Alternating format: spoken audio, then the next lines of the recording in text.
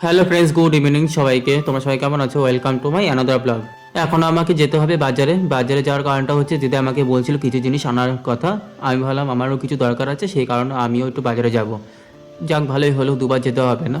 বাজারে আসার সময় মেঘ ডাকছিল, মনে হয় বৃষ্টি হবে। বাজারে আসার সাথে সাথেই বৃষ্টি নামতে শুরু করে দিয়েছে। তারপরে দাঁড়িয়ে আছি দোকানের সামনে, কি করব, বেরোতেও পারছি না। এদিকে আরেকটা দোকানেও যাওয়ার আছে। তারপরে বৃষ্টিটা কমলো পরে গেলাম, গিয়ে তারপরে জিনিসটা নিলাম, নেওয়ার পর বাড়িতে চলে আসলাম। বাড়িতে আস্তে আস্তে প্রায় ভিজেই গেছি, মানে অর্ধেকের বেশি ভিজে গেছি। তারপরে ঘরে ঢুকলাম, ঘরে ঢুকে দেখি দিদা সোফার কভার মভার তুলে একাকার, মানে এগুলো পরিষ্কার করবে, মানে ধোয়া কাচা করবে, মানে সামনে পুজো আসছে, মা মনসা পুজো, সেই কারণে ধোয়া কাচা করবে। আমি এদিকে বলছিলাম একবারে এত কিছু নিও না, অল্প অল্প করে ধোয়া কাচা করো, হয়ে যাবে।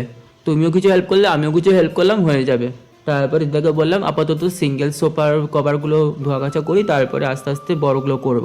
তারপর বাদবাকিগুলো বিছানার চাদর, বালিশ, কভার যা যা আছে সেগুলো ধোয়া কাচা করে নেব। তারপরে দিদার সাথে কিছুক্ষণ কথা বলে চলে আসলাম এই ঘরে। এই ঘরে আসার কারণটা হচ্ছে আমার এখানে কিছু জামা কাপড়ের পাহাড় জমেছে। এই জামা কাপড়গুলো অলরেডি ধোয়া কাচা করাই আছে, এগুলো আর কি ভাঁজ করে রাখতে হবে। আমি এগুলো রাখার টাইমই পাচ্ছিলাম না, তাই ভাবলাম আজকে রেখে দিই। তারপরে এগুলো ভাঁজ করে নিলাম এক এক করে ভাঁজ করার পর যেগুলো এই ঘরে রাখার সেগুলো রেখে দিয়েছি। এগুলো নিয়ে এবার চলে যাব উপরের ঘরে রাখতে হবে, যেহেতু এগুলো খুব একটা ইউজফুল না, তার জন্য এগুলো নিয়ে চলে আসলাম ওপরের ঘরে আলমারিতে রাখার জন্য। তারপরে ওপরের ঘরে আলমারিতে রেখে দিলাম, রেখে দিয়ে এবার চলে যাব নিচে।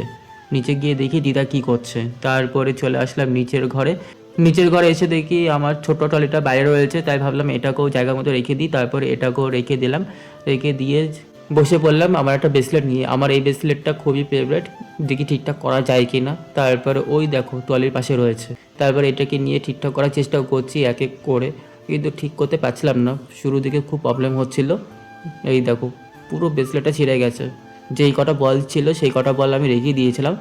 যখন ছিঁড়েছে তখন ভেবেছিলাম বাড়িতে এসে ঠিকঠাক করব, তাই আজকে ঠিকঠাক করছি। এই ব্রেসলেটটা ছিঁড়েছিল যখন আর কি বকখালিতে গিয়েছিলাম, বকখালিতে গিয়েই আর কি ছিঁড়ে গেছে টানাটানি করতে গিয়ে।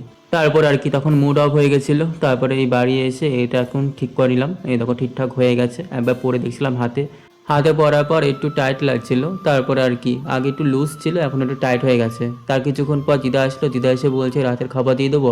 আমি বললাম হ্যাঁ দিয়ে দাও। তারপর রাতের খাবারে ছিল ভাত, কুমড়ো ভাজা, চিকেন আর ডাল। তারপরে খাওয়া দাওয়া করে চলে আসলাম বিছানায়। চলো এখনকার জন্য রাখছি, ঘুমাবো। গুড নাইট, দেখা হচ্ছে পরের ব্লগে।